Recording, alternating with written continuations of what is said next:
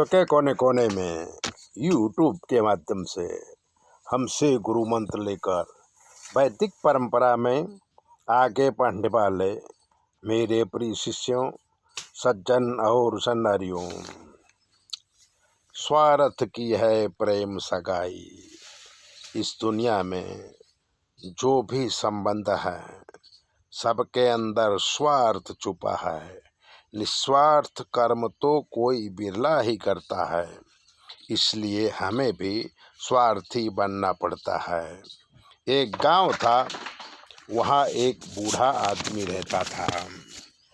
पत्नी का स्वर्गवास हो गया था। 4 बच्चे थे। चारों बच्चे रहते थे, अलग थे, पर बूढ़े बाप की सेवा करते थे।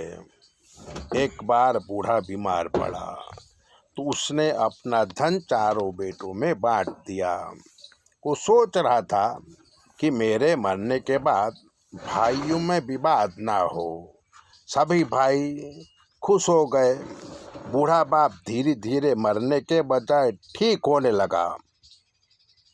बड़े राज की मदद से, वैद्यराज की मदद से ठीक हो गया। अब उसके पास धन तो था नहीं, तो कोई बेटा सेवा करने को तैयार नहीं हुआ। बूढ़ा बाप दुखी रहता। एक दिन उसका पुराना मित्र मिलने के लिए आया। बूढ़ा बाप अपना दुख मित्र को बताया। मित्र ने कहा कि चिंता ना कर, मैं कहता हूँ वैसा कर, तो सभी बेटे तेरी सेवा करेंगे। मित्र ने बूढ़े को कान में पूरी बात समझा दी। दूसरे दिनों मित्र लकड़ी की बहुत बड़ी पेटी मजदूरों से उठवा के लाया। चारों बेटों ने पूछा कि पिताजी ये पेटी कैसी है? तो बूढ़ा बोला कि इसमें मेरे पूर्वज अपना सोना चांदी रख के मुझे खजाना दे के गए हैं। अब मैं बूढ़ा हो गया हूँ तो मित्र के यहाँ से वापस मंगा लिया हूँ। ऐसा कह के उसने खजाने की चाबी अपने गले में पहन ली। चारों बेटे और बहुओं ने मीटिंग किया कि हम सोचते थे कि बूढ़े के पास अब कुछ नहीं है, लेकिन इसके पास तो खजाना है। अब हमें इतनी सेवा करके, इन्हें खुश करके खजाना आपस में बांट लेना चाहिए। बड़ी बहू पढ़ी लिखी और होशियार थी। उसने कहा कि पिताजी की सेवा हम चारों बहनें मिलके करेंगी, वो रहेंगे हमारे पास। सब लोग सम्मत हो गए और बूढ़े की सेवा जोरदार होने लगी। तो बूढ़ा तंदुरुस्त हो गया। बड़ी बहू कहती थी कि पेटी की चाबी हमें दे दो, तो बूढ़ा कहता कि मेरे मरने के बाद सभी को बराबर से बांट देना। जब तक मैं जिंदा हूँ तब तक ये चाबी मैं किसी को नहीं दूंगा।